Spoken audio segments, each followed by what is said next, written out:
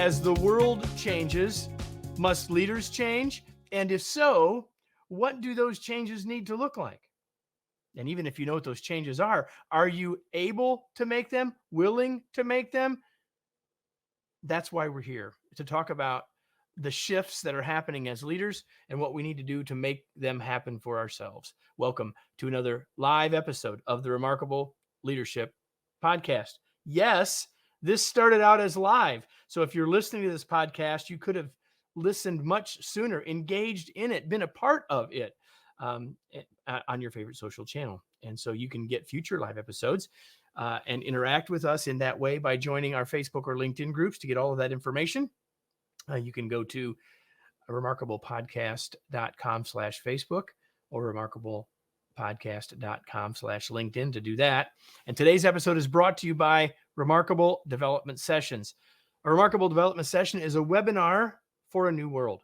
We know that we learn in interaction with others, but in a fractured and increasingly virtual world, the workshop experience has been shifted to a focus on simply delivering the content and leaving all of the application to you as an individual learner. So even if you love learning from webinars, you have likely thought there has to be a better way, a way to make a webinar better than they've ever been before. If you've thought that and want to experience that, just go to kevineikenberry.com/remarkable development to learn more and register for an upcoming session on a valuable skill. And with that, let me bring in our guest. If you're watching us on video, you can now see her. There she is. Let me introduce her for you. Her name is Michelle Johnston. Dr. Michelle K. Johnston is an executive coach, keynote speaker, and leadership expert who serves as the Gaston Chair of Business at Loyola University in New Orleans. Her first book is The Seismic Shift in Leadership, and that will be a focus of our conversation today. She was recently named one of the most influential New Orleanians. Is that how we say that, Michelle? A top 500 business leader and a woman of the year by City Business. She is a keynote speaker presenting at conferences nationwide. As I said, she received her PhD from Louisiana State University and was named to the prestigious 100 Coaches Group, which consists of the top executive coaches around the world. She lives in New Orleans, and she is our guest today. Michelle, welcome. I'm so glad that you're here. Oh, thank you so much for having me, Kevin. I really am thrilled to be here. And hello to all of the listeners out there. Well, we know we've got people in Ontario and in India, and I'm surely many more. So if you missed that earlier and you're with us live, just say hello, tell us where you are while we get started. So, Michelle, there's a couple of questions that I almost always ask. And this first one is one of them because I think it gives context and it helps us get to know you a little bit better. So let's start there. So you didn't wake up when you were 9 years old and say, I want to be an executive coach and professor. I'm just guessing. So tell us a little bit about the journey that leads you to doing this work today. Yeah, I never saw myself as a professor. You're right. I certainly didn't see myself at that at age 9. My grandfather was really influential in my life. He was a PhD from Georgetown and taught economics. And we were all from Washington, D.C., Alexandria, Virginia. And I remember when I was at Auburn getting my undergraduate and I just finished and he came to my college graduation. He said, okay, it's time for graduate school. And I remember looking at him thinking, what? I just graduated. You got 4 heads. What are you talking about? Yeah, exactly. So I literally went to the beach for the entire year, Hilton Head Island, to try to figure it out because he really wanted me to get my PhD and thought that the time was now. And so he went on a letter writing campaign the entire time I was on Hilton Head Island after graduation, trying to figure out what am I going to do. And so I took the GRE and went back to graduate school, and lo and behold, and then ended up with my PhD at LSU, but still didn't see myself as a professor, even when I was getting my PhD. Because I had been recruited by a consulting firm to New Orleans. And that's when I fell in love with the city of New Orleans. And that's when I fell in love with the world of consulting. And I, at a very young age, I think I was maybe 24, 25 years old, I was traveling around delivering workshops on presentation skills, listening skills, team skills, meeting management. And I absolutely loved it. So I knew that I wanted to be involved in that aspect of human development, leadership development. And then when I was about 28 years old, I was recruited by Loyola University New Orleans to spearhead their business communication program in the College of Business. And I've been here ever since. So it's really a blend of both worlds because, I get to be a professor and interact with students, and I get to also be an executive coach and interact with adults in their road to being the top and the best that they can be. So in reading the book, I think there are two big ideas. And the first one is in the title, the seismic shift, right? So, and we'll get to the second big idea in a second. But first, like, what is the seismic shift? You sort of promise it in the title. So what's the seismic shift in leadership, Michelle? Yeah, and I think I felt propelled to write this book, Kevin, because in academia is kind of an old school top-down hierarchical institution. And so I was in academia surrounded by very much the command and control style of leadership. And that's how I had been raised. And I'm executive coaching, so I see leaders who are still subscribing to that style, and I'm seeing them getting pushed out of the organization. And I'm seeing the professors who also believe that it was top down. You go in and you lecture for 3 hours with a chalkboard and a piece of chalk, and you don't involve the students at all. It was I just saw there was a seismic shift going on. And it really took meaningful connection in this day and age. And this was my thesis before the pandemic. And then I was about to publish the book in March of 2020. And the whole seismic shift was it's no longer about leading with power and control and just do it because I said so. And work is supposed to be work. And I don't care about you and your personal life. Just show up and do your job. And I realized, okay, that's not working anymore. It is all about meaningful connection. You have to build connection and focus on the relationships with your people. And now it's March 2020. I'm about to send my book off to the publisher. The entire planet Earth is disconnected, and I just wrote a book on connection. So I called my publisher. I said, please, I cannot publish a book on connection when none of us are connected right now. I've got to figure out how to connect in a disconnected world. So I went back because I had interviewed 18 leaders from around the world. I went back, interviewed half of those leaders in the middle as their CEOs, right, trying to respond to, running their organizations in the middle of a pandemic. And that's when I learned the richest material for how to connect in this day and age. So the book was just published in February 2022, right when we were coming out of it.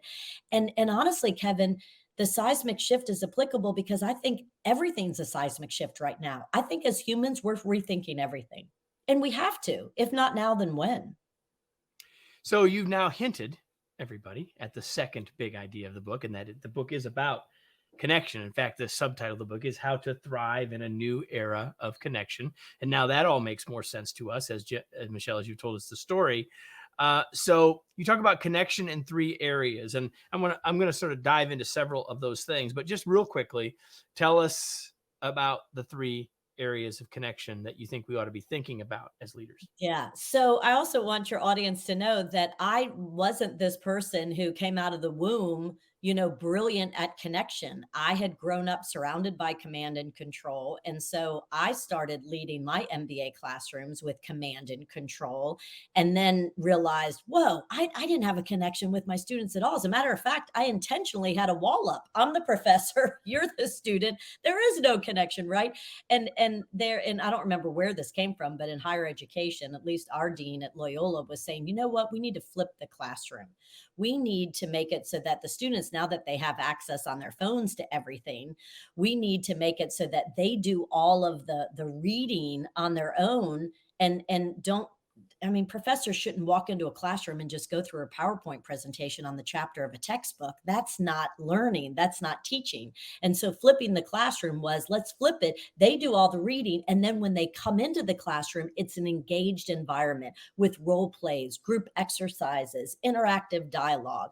So that was the first hint that things needed to be flipped. And now that's what I'm seeing in the workplace, Kevin, is, as a matter of fact, Juan Martin, who's in my book, he's the global president of Kind Bars. I just interviewed him again. And I said, One, what are you doing now to connect? And as because everyone in his organization is still hybrid. So Mondays and Fridays, they're at home. Maybe they'll come to the office Tuesday, Wednesday, Thursday in Manhattan in their corporate offices. I said, how are you connecting? He said, well, on Mondays and Fridays, we want them in front of their computers at home doing their work. But when they come into the office, it's a highly engaged, interactive experience.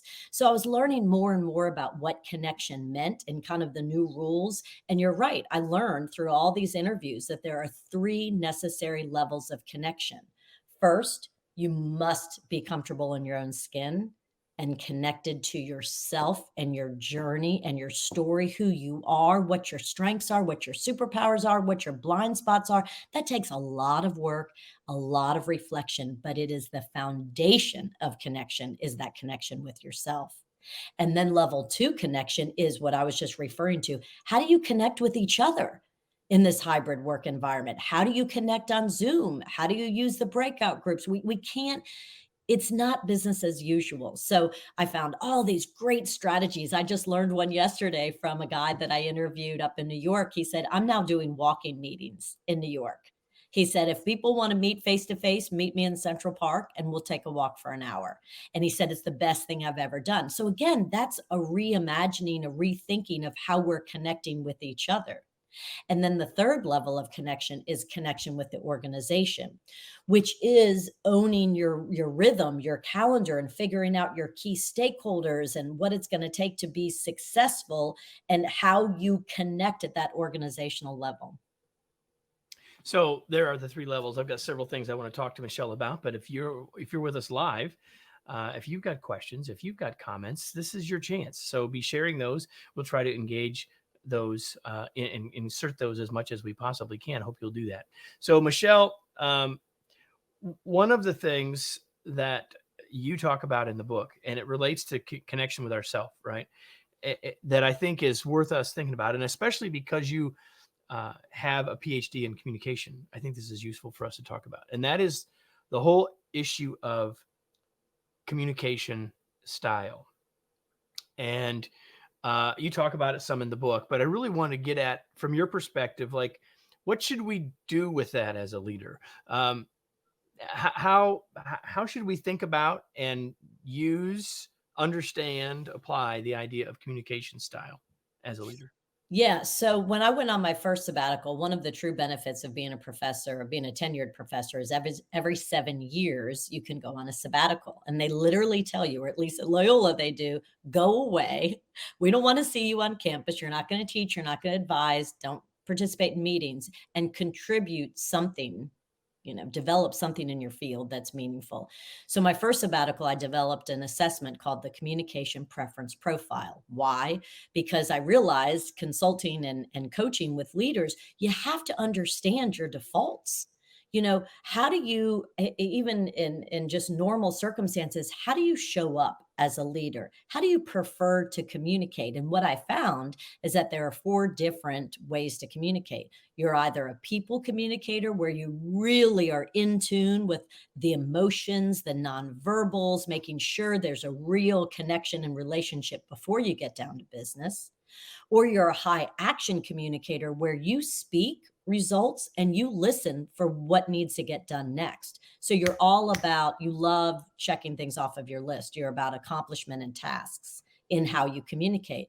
Or you're a content communicator, and it's all about research, information, data, preparation. So you're not listening to what needs to get done, and you're not looking at the other person making sure that they're in a good mood. You're listening for data and what questions to ask regarding information. And then the 4th category is high technology.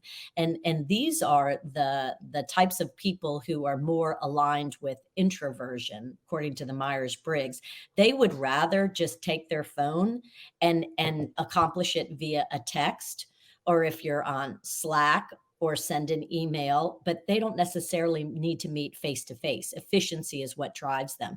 So that was years ago. Once I really understood communication style, then I started realizing that is so much a part of connection, because you can't really build your team and make it a cohesive team if you don't have a shared language and understanding of how your teammates show up.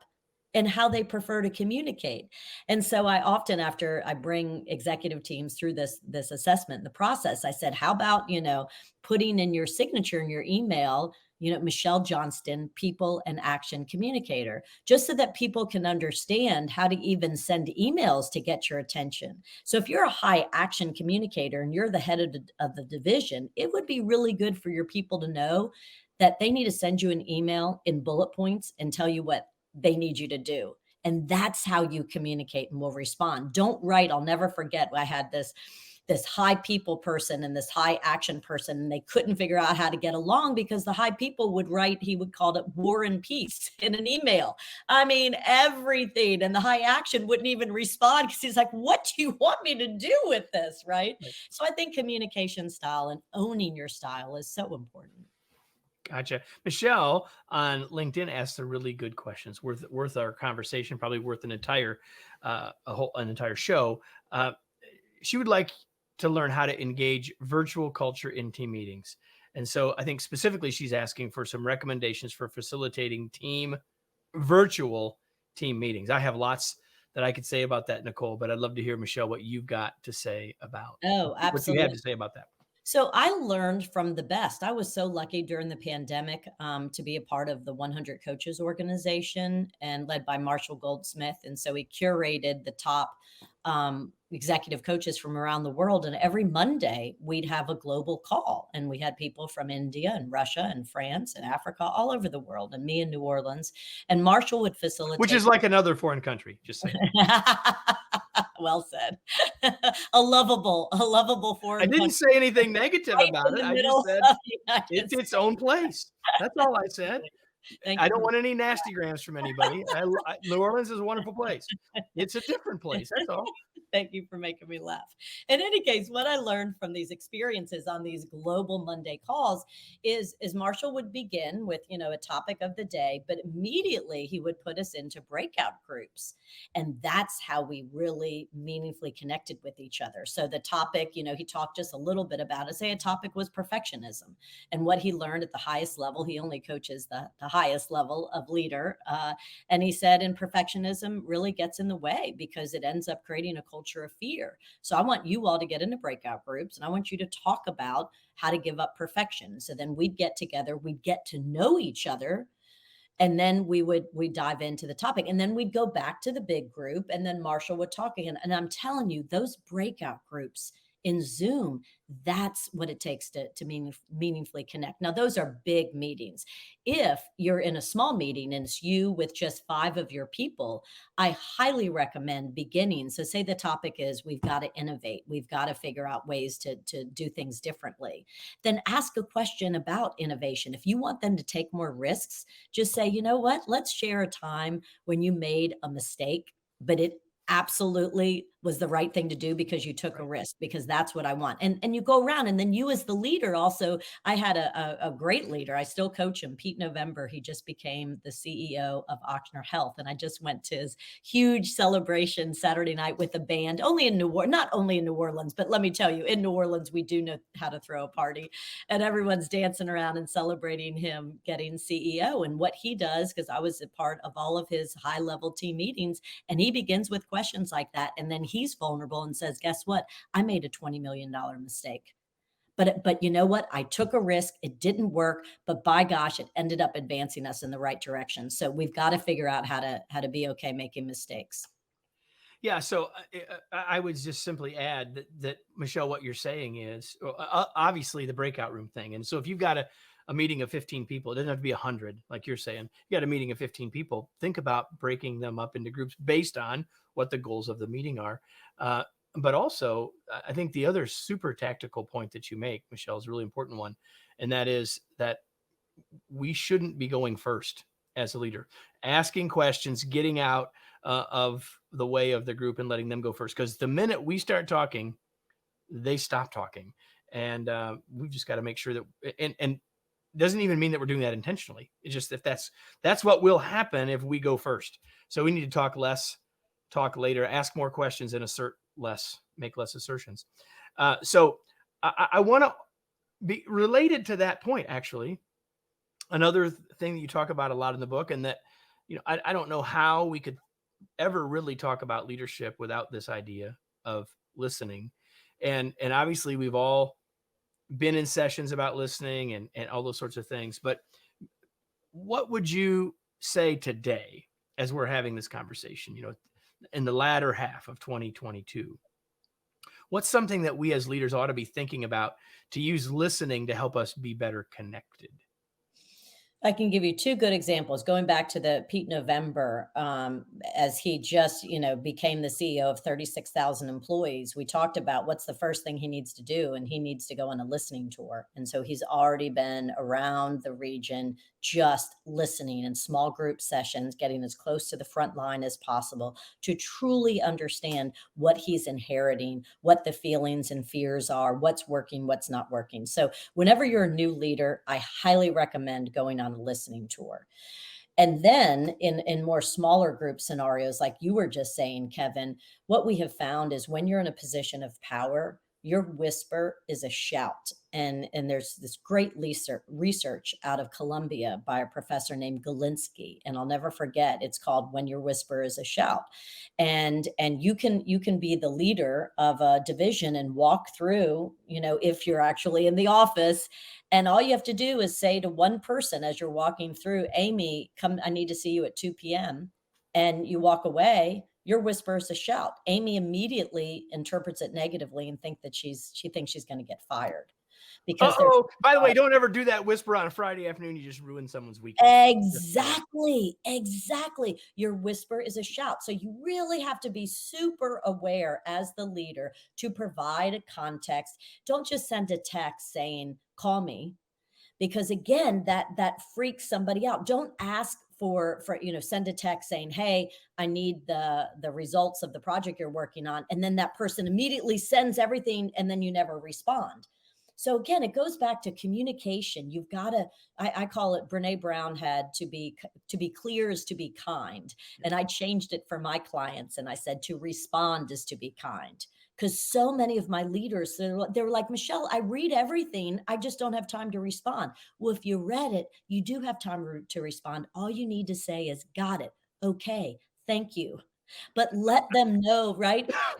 So when it comes to listening, just know that yes, it should now be kind of an 80-20, 80% of you listening, and then at the very end, 20% of you talking.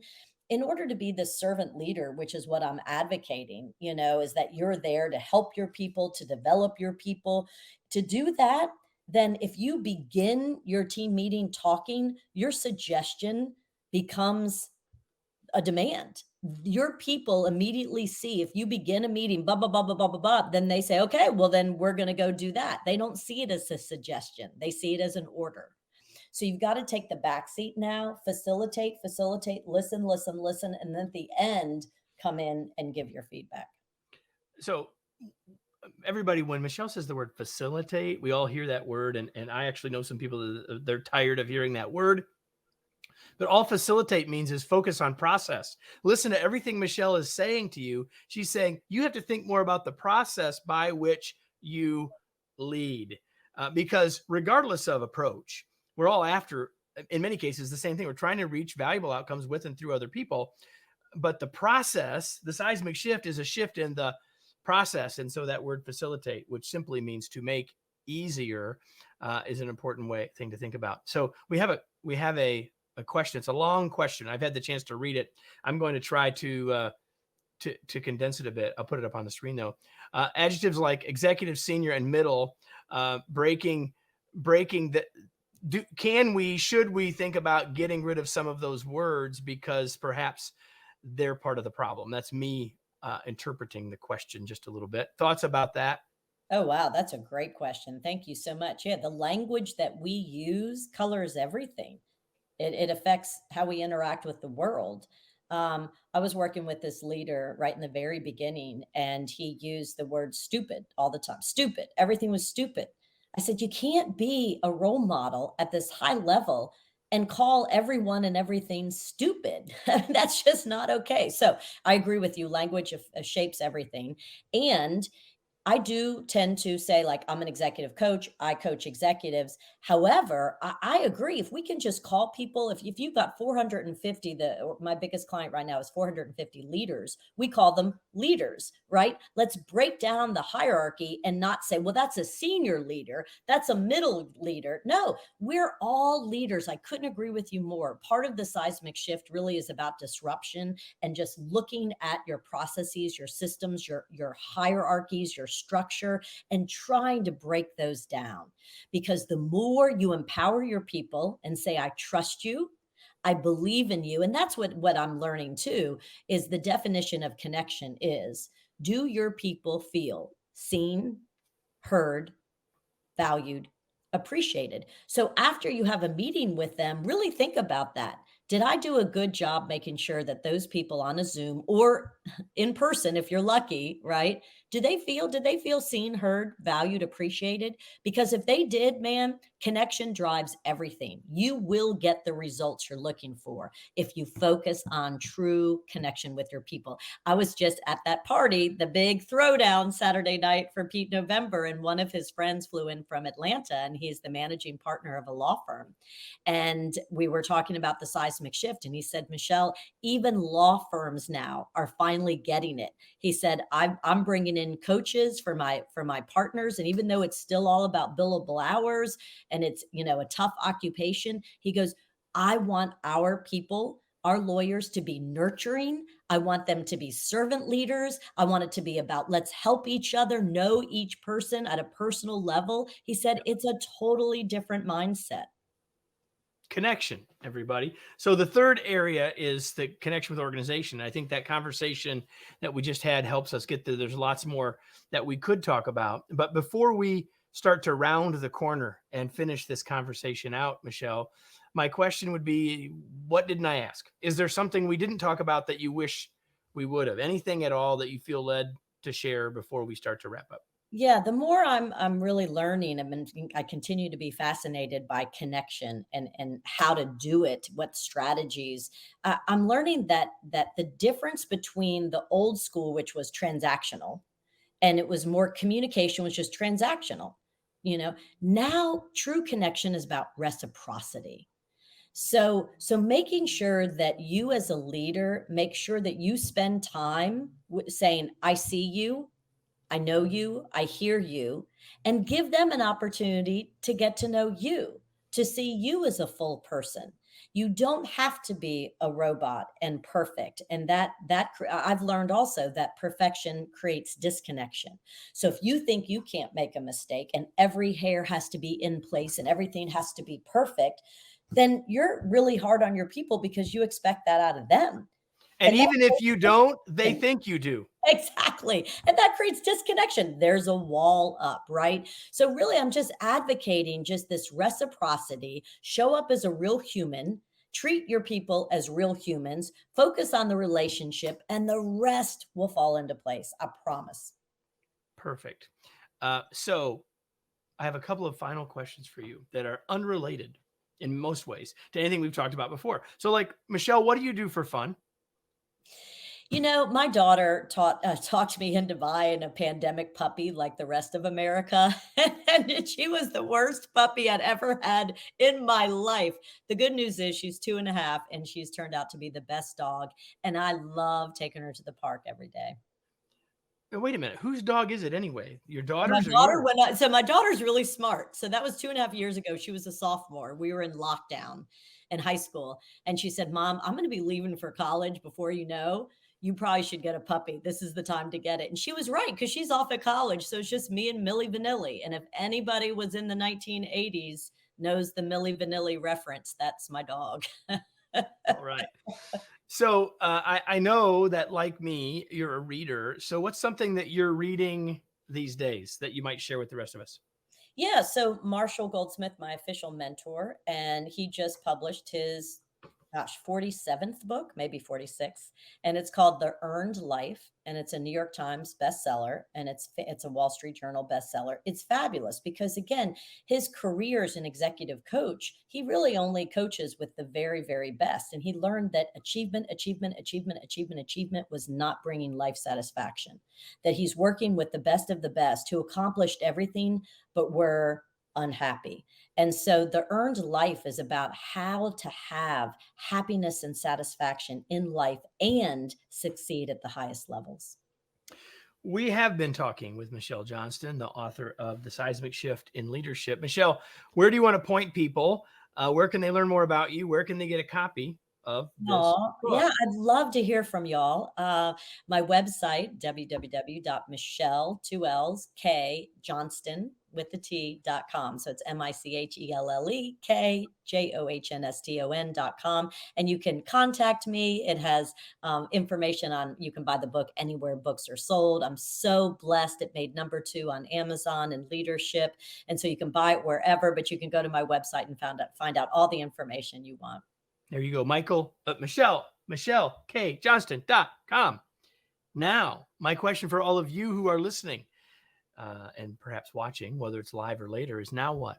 What are you going to do with what you just learned? What ideas did you hear from this conversation that you need to put into action? What actions will you take as a result of this conversation? Because if you don't take any action, well, the value of the last 30 minutes has greatly reduced. So I hope that you will take that question seriously as you review your notes or your mental notes, depending on where you might have been listening or watching. And please do take action, because until you do, nothing great will come as a result. So Michelle, thanks again for talking to us about the seismic shift, giving us a whole lot of things to think about and to consider as we work on ourselves to build connections with those around us. Oh, thank you so much, Kevin. And thank you for those great questions from your audience members. Thank you for tuning in, everybody. Have a beautiful day. All right. With that, you know that we'll be back next week, right? If you love this, share it with someone else. If you're just finding us, there's an archive with plenty of past episodes, but every week there's a new episode. I hope you'll join me next week for another episode of the Remarkable Leadership Podcast. Have a great day, everybody.